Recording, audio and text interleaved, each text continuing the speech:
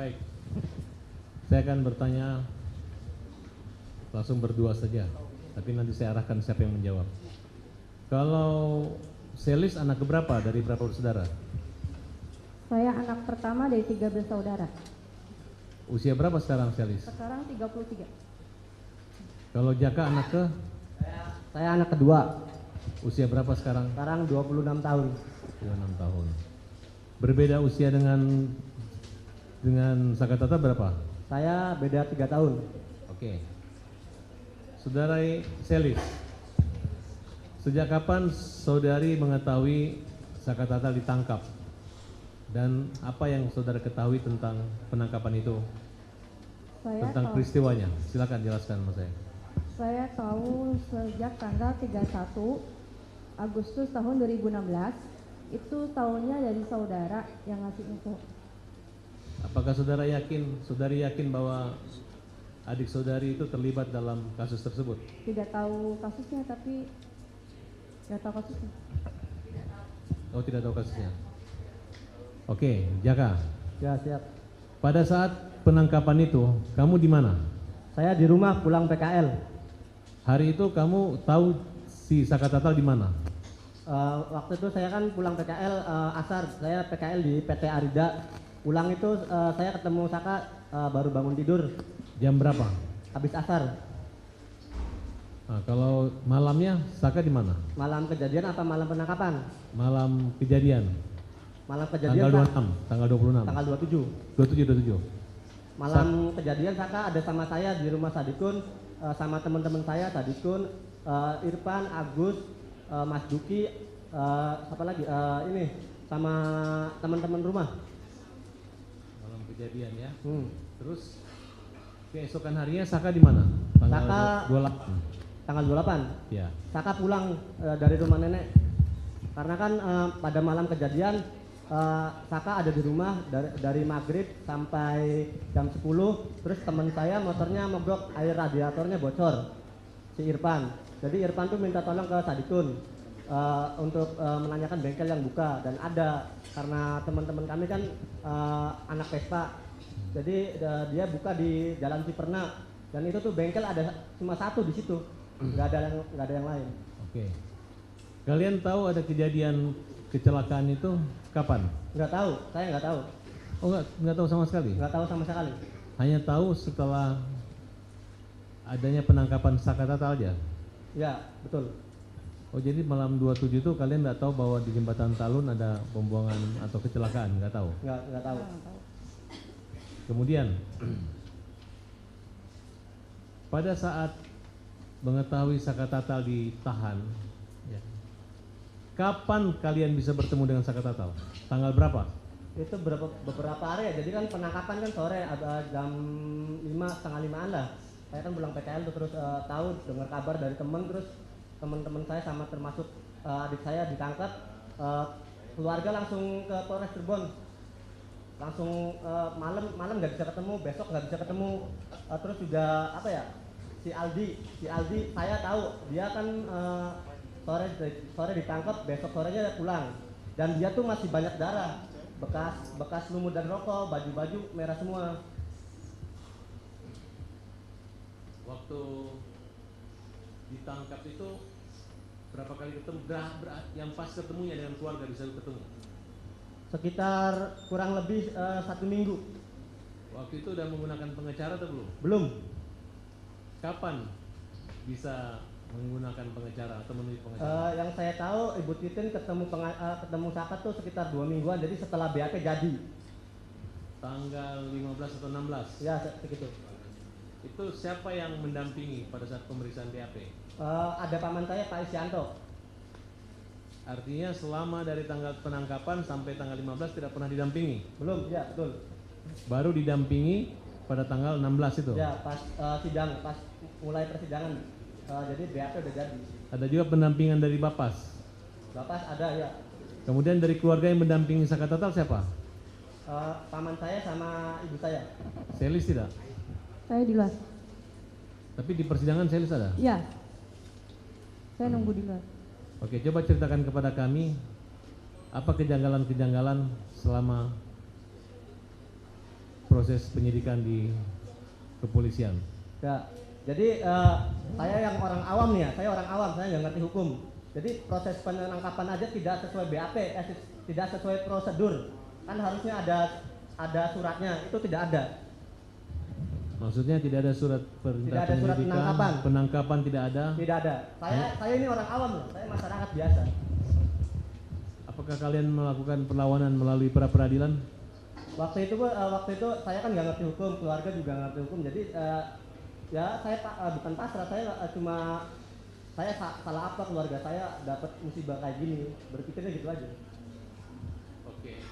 Kalian tahu siapa yang memberi keterangan melihat saudara Sakatatal di kejadian? Kurang tahu, tapi kan dengar-dengar sekarang kan pengakuan Liga Akbar sama Aib Dede. Oke, betul. Liga Akbar, Aib dan Dede. Kalian kenal dengan Liga Akbar? Enggak, saya tidak kenal. Tidak. Selis kenal? Tidak kenal. Jaka kenal dengan Aib? Saya tidak kenal, tapi saya tahu dia kerja di showroom cuci motor samping SMP 11. Dia pakai motor Satria biru. Dia juga sering pakai baju EKC itu. Kalau beli rokok kan warung Madura cuma 2 di dekat rumah saya sama di Tandakan. Dia juga kalau pakai motor arogan, suka geber-geber. Saudara Jaka kenal dengan saksi Dede? Saya cuma tahu muka doang, nggak kenal, nggak pernah. Jadi saya kan warga situ. Saya tidak pernah menyapa dan jadi ketemunya cuma kalau beli es di warung Madura doang. Apa yang saudara ketahui tentang Aib dan Dede? Jadi sebelum ada kejadian tuh saya sama teman-teman sama warga situ ngegerebek si Aib sama yang ada tatonya ada temennya yang Aceh nggak tahu siapa namanya, bawa cewek di showroom. Itu juga ada didampingin Pak RT sama Pak RW, ada pembina, ada Babinsa. Apa yang kalian lakukan terhadap Aib? Jadi kami menunggu Pak RT sama Pak RW dulu. Pas ditanyain sama warga situ kan dia bilangnya nggak ngaku kalau bawa cewek. Bilangnya udah dipulangin, terus dari teman-teman ngegeledah, terus dicek ada di WC. Apakah ada kemungkinan pengakuan Aib di bawah sumpah itu karena dendam pribadi sama? Ya, saya yakin itu dendam pribadi. Dendam pribadi sama warga sekampung situ atau sama kamu pribadi atau sama kamu dan kawan-kawan? Sama teman-teman yang mukulin. Karena abis digerebek kan ada RT RW, kan pembina pada pulang, terus RW juga pada pulang. Dia tuh dipukulin sama warga karena warga kesel. Selain Aib itu Dede juga terlibat bawa cewek. Keterangannya kan di situ Dede. Kalau yang saya tahu deh, yang ada tatonya sini bintang sama ini. Itu namanya Dede? Ya di keterangan BAP Dede. Kalau aslinya kata saya lihat di YouTube itu si Aceh. Tapi kalau Dede ya Dede ada. Dede sampai nangis ampun-ampunan itu. Jadi yang kalian pukuli siapa? Dede atau Aib? Si Aib. Iya. Kalian tahu bahwa Liga Akbar dan Dede sudah mencabut keterangannya dan mengatakan itu rekayasa dan diarahkan? Ya alhamdulillah, saya terima kasih banyak buat Dede dan Liga Akbar, walaupun pengakuannya bukan pengakuan, walaupun dulu dia si Dede dan Aib tidak pernah dihadirkan dalam sidang tuh. Kalau si Liga Akbar saya juga terima kasih karena walaupun pengakuannya memberatkan dan jadi terima kasih banyak. Sekarang udah kebuka dengan sendirinya. Baik. Kira-kira apa harapan kalian berdua atas kasus ini? Dengan izin Ajan.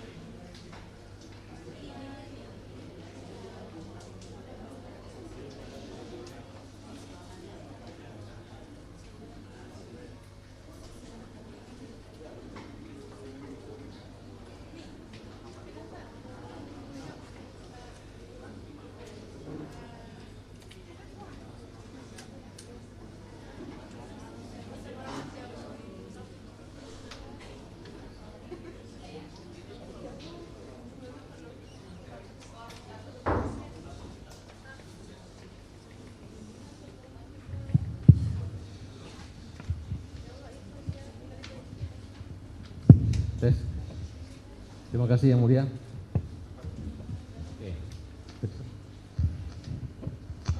Oke. Selanjutnya kalau aib itu berarti karena dendam ya? Karena dendam. Oke, saya lompat ke persidangan pada saat mendampingi. Kalian tahu kalau pledoi kalian tuh dikesampingkan oleh hakim.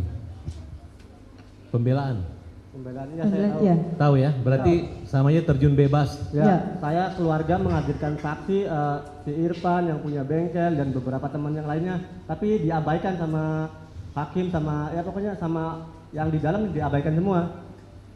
Nah, itu jelas sekali bahwa pledoi tidak digunakan dan tidak pertimbangan, terjun bebas. Kalian mengetahui bahwa memori banding adik kalian itu tidak dikirim ke pengadilan tinggi? Ya, saya tahu. Ibu Titin bilang. Ya, makanya kami minta kalian sampaikan seterang-terangnya di sini. Mudah-mudahan melalui Ibu Hakim yang di sini bisa tercatat semua melalui Pak Jaksa di sini ya. Apa kelemahan-kelemahan dari pembuktian, dakwaan sampai putusan itu sehingga dapat dikoreksi kembali. Jangan ditutup-tutupi. Kemudian apakah di pengadilan kalian mendapat satu yang namanya perlindungan, kemerdekaan, kebebasan dengan cara mungkin perlakuan adanya penangguhan penahanan satu. Mungkin juga selama proses 1 tahun adanya keluar demi hukum, tahanan bebas demi hukum gitu. Kalau mengingat perkara ini melampaui waktunya. Putusan Mahkamah Agung itu bulan Agustus tahun 2017, hampir 1 tahun. Itu memang dalam catatan kami tidak digunakan hak bebas demi hukumnya. Nah, apakah hakim ataupun Bapak saat itu terlihat melindungi kepentingan daripada anak Saka atau tidak? Tidak. Jelaskan kenapa tidak? Karena Saka sudah bercerita yang sebenarnya, tetapi tetap saja harus sesuai BAP. Sedangkan BAP yang pertama kali dibuat dari tanggal penangkapan 31 sampai 15/16 itu bukan karya Bu Titin. Bukan. Hanya secara formalitas menandatangani aja. Iya. Tapi hak-hak perlindungan anak tidak dijalankan sebagaimana mestinya oleh Bapas maupun polisi, jaksa dan hakim saat itu. Iya. Yakin? Yakin. Apakah ada perlakuan kasar atau keras atau mungkin dimarahin anak ini? Iya, ada. Pada saat proses sidang. Coba cerita, apa persoalannya? Karena waktu itu seingat saya, dia itu suruh bercerita pertama. Dia sudah bercerita apa yang terjadi selama dari tanggal 27, apa yang dia lakukan. Dia bersama teman-temannya yaitu Sadikun kan. Dia mau pergi beresin motor terus ke bengkel. Dia tuh sudah bercerita sesungguhnya, tetapi saya menyaksikan itu tuh hakim tidak percaya. Selalu diarahkan ke BAP lagi. Contohnya kalimat apa yang membuat hakim? Apa ya? Dia tidak percaya kalau ada bengkel buka malam-malam. Seperti kalimat apa penyampaian? Mana ada bengkel buka malam-malam? Dibentak. Ya, Iya, saya masih keras ingat. sekali itu. Di otak saya masih terngiang-ngiang. Keras. Kemudian katanya ada pihak polisi yang telah memberi kesaksian membanting pintu atau ngamuk. Iya betul. Setelah dihadirkan itu Pak polisi, lalu saat dia mau keluar, suaranya keras sekali. Padahal itu sidang anak dan tertutup. Jangankan anak Saka yang pada saat itu ya, saya sendiri merasa emang seperti ini tah. Saya tidak mengerti kenapa seperti ini gitu. Apakah itu kalian rasakan sebagai bentuk intimidasi, ancaman dan bukan sikap untuk perlindungan anak? Iya. Itu kayak ancaman. Kalau ia melindungi tidak mungkin harus seperti ini. Jadi pada dasarnya sidang Saka itu seperti sidang dewasa. karena waktu itu Saka tuh tinggi. Maksudnya tinggi badannya gitu. Ya, Iya, badannya tinggi. Jadi seperti orang dewasa. Apa dampak daripada hukuman proses? Yang saya lihat kalau ketemu saya sebelum sidang aja tatapannya kosong, dia trauma berat. Jadi dia tuh nggak bisa ngungkapin apa yang dia harus ungkapin gitu loh. Beda jauh sama sekarang. Jadi dia tuh cuma ngomongnya apa ya? Ngomongnya nggak bisa diungkapin semua. Ngomongnya sepotong-sepotong, paling kayak disuruh ngaku, di kayak gini. Jadi dia tuh nggak sedetail yang sekarang. Baik, mungkin itu aja dari saya. Silakan. Dilanjut. Jadi ketika Saka ditangkap, lalu berapa hari baru bisa bertemunya? Kurang lebih 1 mingguan. 1 mingguan ketemu Ya, kurang dengan lebih 1 Saka. mingguan kurang lebih. Terus apa yang diceritakan Saka ketika bertemu sama Selis dan Jaka? Susah, keluarga susah komunikasi. Dulu susah. Enggak kan udah ketemu nih? Iya, iya. Ketemu? Iya, udah ketemu. Terus ngomong apa? Saka tuh ngomong apa? Dia ngomong jujur. Jujur, Iya. dia tidak melakukan. yang seperti dituduhkan. Disuruh apa dia? Disuruh ngaku apa? Dia disuruh mengakui. Ngakui. Iya, maksudnya mengalami apa aja dia? Dia seperti dipukul, tapi dia bilangnya nggak detail kayak sekarang, dipukul, disetrum, dia pokoknya tidak dimanusiawikan lah. Takut. Ya, dia ketakutan.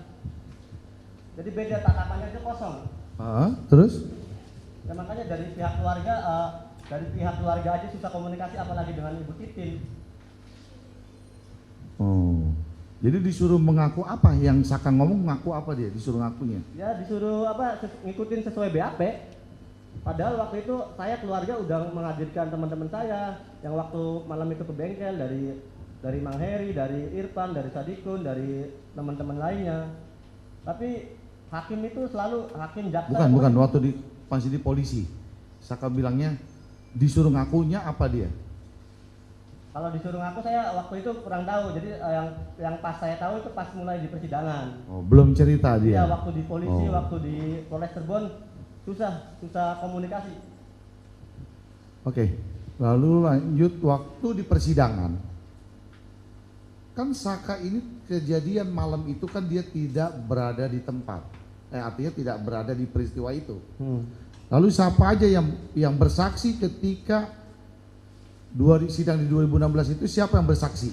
Bahwa meyakinkan Saka itu tidak ada di tempat. Siapa? Yang memberikan kesaksian itu siapa? Itu.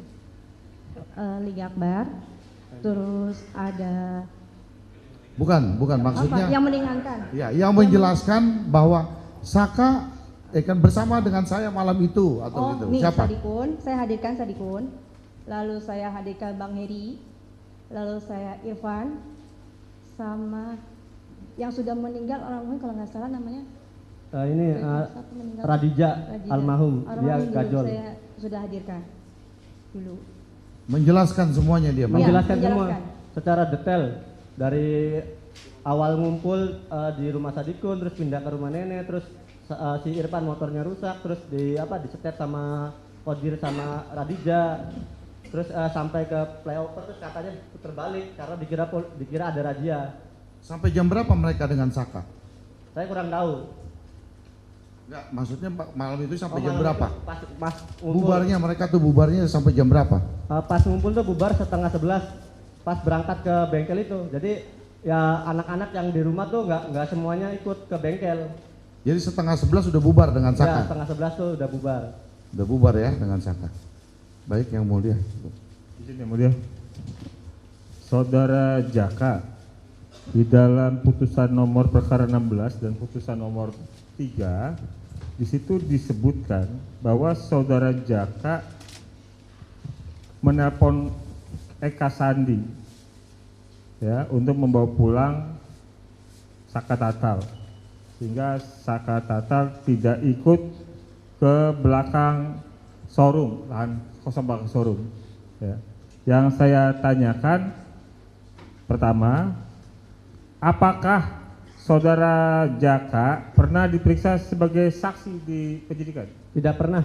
Apakah saudara Jaka pernah diperiksa sebagai saksi di proses persidangan? Tidak pernah. Tidak pernah. Oke.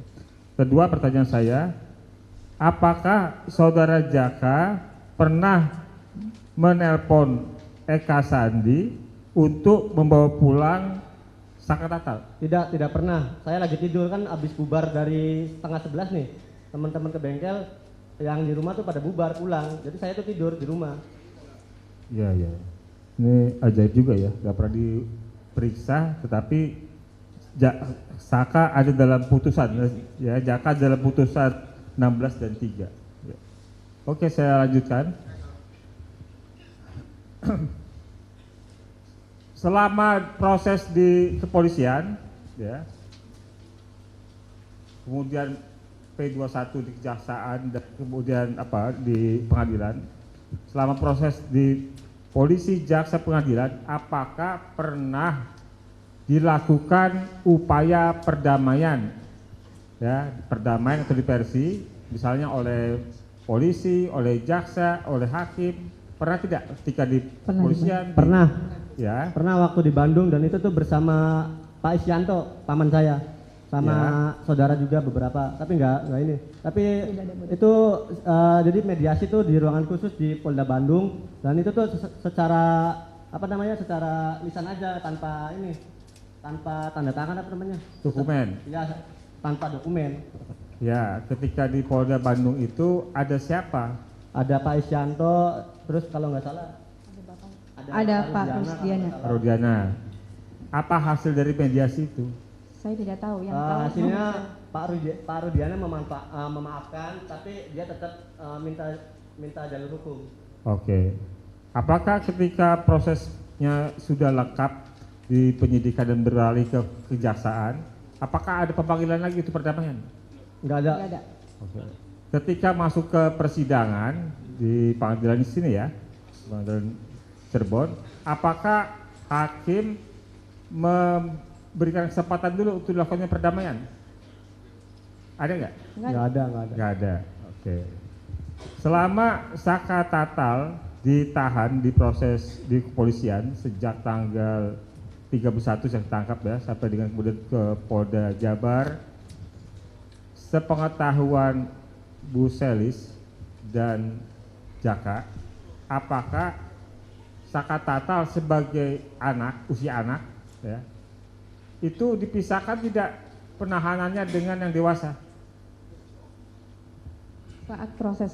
Ya, Ya, di dipisahkan. kepolisian. Kalau di kepolisian saya tidak tahu, Ya, tapi kalau saat sidang itu emang dipisahkan. Oke, saya tanya yang di kepolisian, apakah Saka Tatal sebagai yang masih berusia anak dipisahkan tidak dengan tahanan dewasa? Tidak tahu. Tidak tahu atau tidak? Tidak tahu. Tidak tahu. Jadi, Tidak tahu. Kalau Oke. Tidak tahu. Jadi pernah ngobrol berdua. Ya. Awal-awalnya pas di Polres Cirebon, terus di Bandung tuh awalnya disatuin. Disatukan. Iya, disatukan. Ah. Terus karena tahu anak, terus dibedakan, dipisah. Di mana dipisahkannya? Di Polda Bandung. Di Polda. Ya, terus Di Polda dia Jabar. Di mana Lapas Sukamiskin apa di mana? Lapas Ya, anak tuh. setelah di Oh, Setelah di di- lapas juga dipisahkan. Ya, Ya, dipisahkan, terus dipisahkan. beberapa minggu atau apa, terus dipindahkan lagi ke Cirebon. Oke. Selama ketika proses persidangan berlangsung, berapa jumlah hakim yang memeriksa Saka Tatal? ada 3. Ada 3. Laki perempuan atau perempuan semua atau laki semua? Perempuan semua. Cewek Perempuan semua. semua. Ya. Kemudian apakah melihat mengetahui Saka Tatal sebagai terdakwa diperiksa lebih dahulu sebelum saksi yang meringankan diperiksa? Iya, Saka dulu. Saka dulu? Iya, Saka dulu. Saka diperiksa sebagai terdakwa Iya, lebih dahulu Dahulu. sebelum diperiksa saksi yang meringankan. iya, Saka dulu.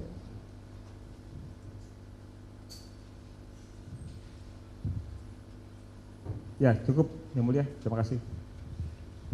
Cukup Yang Mulia.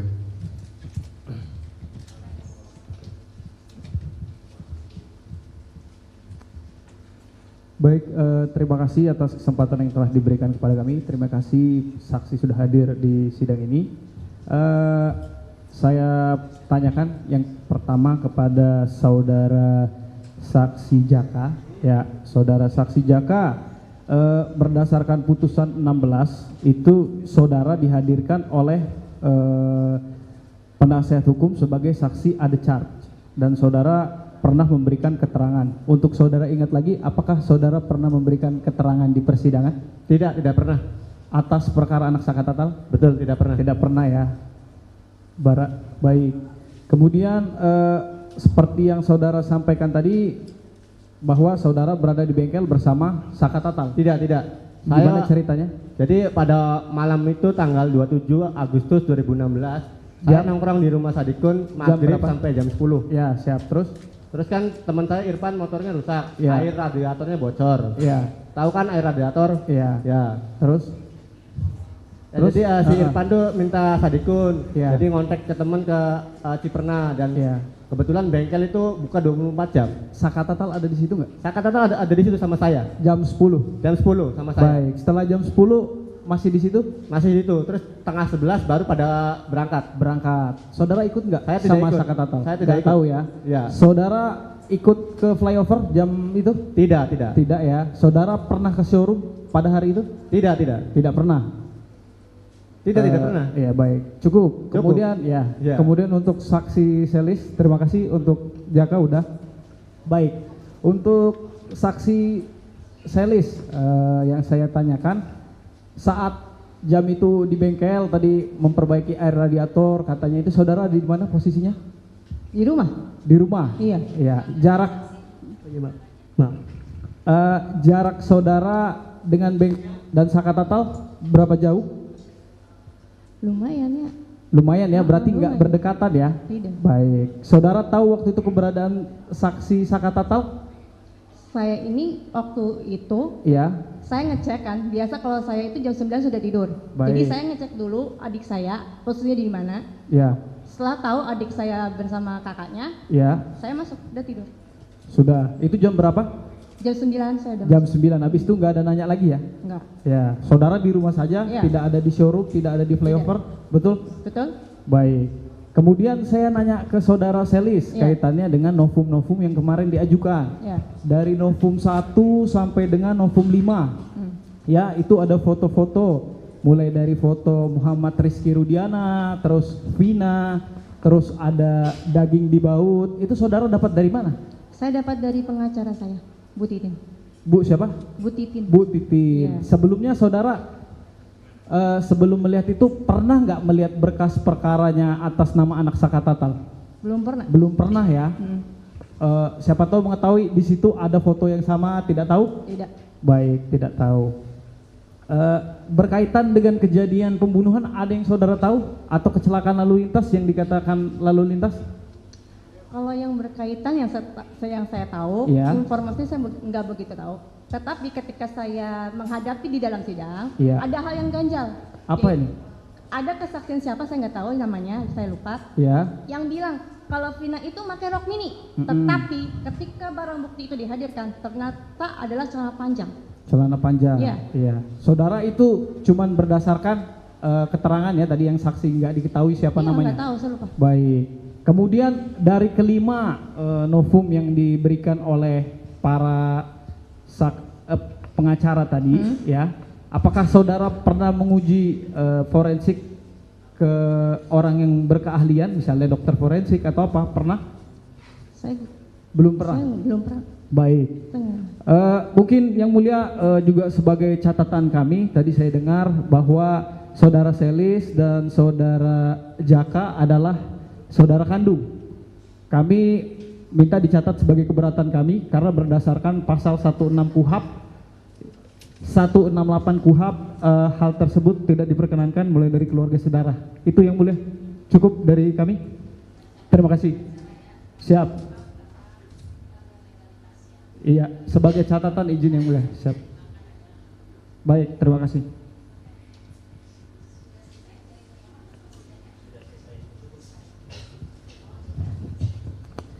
Cukup. Ada cukup yang mulia.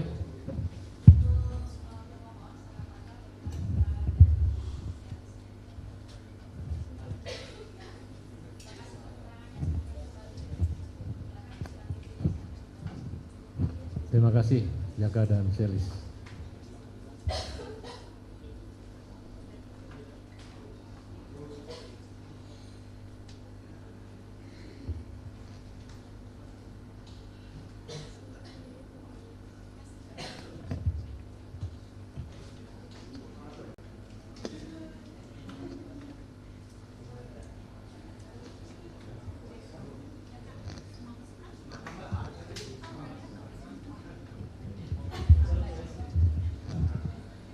Kami panggil rekan advokat